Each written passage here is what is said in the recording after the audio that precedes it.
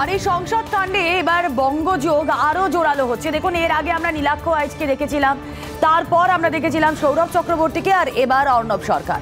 সাম্যবাদী সুভাষ সভা এই গ্রুপের মেম্বার ছিলেন এই অর্ণব। সেই অর্ণবের সঙ্গে কথা বলি আমরা, যদিও এই অর্ণব তিনি বলছেন যে তিনি কোনোভাবেই ললিত ঝাকে চিনতেন না।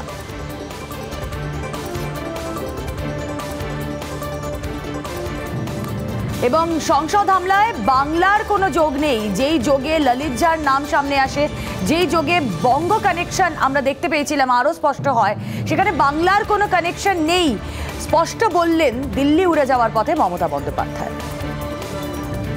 It's a security lapses. Home Minister already admitted that, and this is a very serious matter, no doubt of it. Let them investigate the matter, because we don't compromise any security matter. So always it is the great lapses for the new parliament. So what ওরা বলে দিয়েছে বাংলার সাথে কোনো যোগাযোগ নেই, এটা ঝাড়খণ্ড বা কোথায় কোথায় আছে আমি জানি না। আর এটা নিয়ে যারা ইনভেস্টিগেশন করছে, ইনভেস্টিগেশন নিরপেক্ষ হোক, এটা আমরা চাই। এবং সেই জন্য আমরা কোনো উল্টোপাল্টা কমেন্টস করি না। আমরা তো আর আবল তাবল বকি না, যেটা বলবো সেটা দায়িত্ব নিয়ে বলবো। কাজে আমরা দায়িত্বশীল আগে হই, এটা মাথায় রাখা উচিত। বাংলাকে অপপ্রচার করা আর বাংলাকে কুৎসা করা দিয়ে সারাক্ষণের কাজ। বাংলা কোনো অপরাধমূলক কাজকে প্রশ্রয় দেয় না। এদিকে দেখুন, এই যে সংসদে গ্যাস আনার মতো একটা ঘটনা, যে ঘটনায় উদ্বেগ ছড়াচ্ছে, সেই ঘটনা নিয়ে রাজনীতিও শুরু হয়েছে।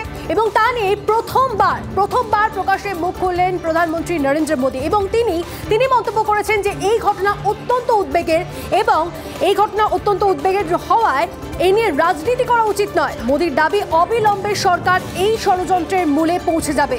এক সংবাদ মাধ্যমকে দেওয়া সাক্ষাৎকারে রাজনৈতিক দলগুলির কাছে তাঁর আর্জি, এটা জাতীয় নিরাপত্তার বিষয়, এ নিয়ে রাজনীতি করা উচিত নয়।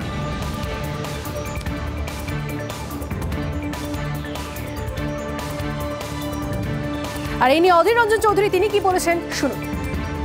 সারা দেশকে সুরক্ষা দেওয়ার জন্য যিনি গ্যারান্টি দিয়ে থাকেন, সে মোদি গ্যারান্টির জায়গায় মোদি এখন মুশকিলের নাম হয়ে গেছে। আগে বলা হতো মোদি হ্যায় তো মুমকিন হ্যায়, নতুন স্লোগান দিতে হবে মোদি হ্যায় তো মুশকিল হ্যায়। অতএব প্রধানমন্ত্রীর অনেক আগে যে কাজ করা উচিত ছিল, বিরোধীদের চাপে তাকে আজকে মুখ খুলতে হয়েছে, ভারতবর্ষের মানুষের চাপে তাকে আজকে মুখ খুলতে হয়েছে। এ কথা তার পার্লামেন্টের মধ্যে এসে দাঁড়িয়ে বলা উচিত বলে আমি মনে করি। এটার নামই কাটসি। অটল বিহারী বাজপেয়ী এটা করেছিলেন, আজকের প্রধানমন্ত্রীও এটা করা উচিত বলে আমি মনে করি। খবরের শুরু থেকে শেষ কথা, দিনভর যা যা ব্রেকিং এক নজরে দেখে নিন।